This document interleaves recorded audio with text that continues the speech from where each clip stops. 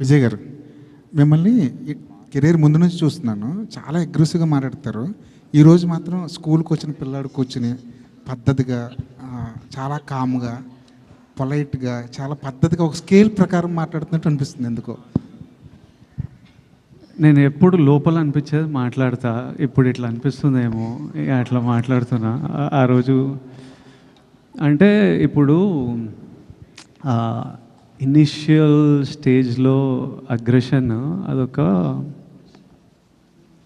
అప్పుడు కూడా నేను ఎప్పుడు నిజంగా మనసులో అనిపించిందే మాట్లాడతా. నేను దేని గురించి ఎవరి కోసమో నేను మారను.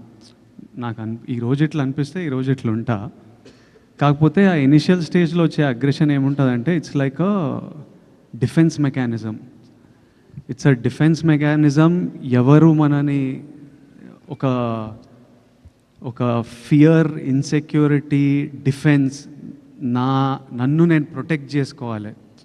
ఎవరు నన్ను తక్కువ మాట్లాడొద్దు, ఎవరు నా వైపు ఫింగర్ పాయింట్ చేయొద్దు, నేను డిజర్వ్ చేసింది నాకు దొరకాలి అనే, అప్పుడు నేను ఒక్కడనే నా డిఫెన్స్. సో ఓవర్ ప్రొటెక్టివ్నెస్లో కొంచెం ఆ అగ్రెషన్ ఉంటుంది. నెమ్మదిగా what will soften a man is love.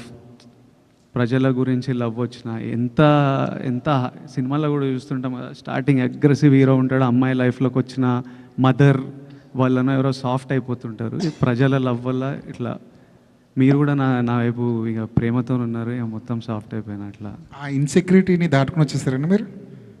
ఆ ఫియర్ పోయింది. ఇంకా ఫియర్ అంటే ఎవరు ఏం చేస్తారు, మనని ఎవరు ఎట్లా మ్యానిపులేట్ చేస్తుండ్రు, ఈ ఫియర్లు ఇనిషియల్ స్టేజ్లు ఉంటాయి. మనకు ఎవరు లేరు కదా మనకు సపోర్ట్ చేయడానికి. సో అది ఉంటుంది 100%.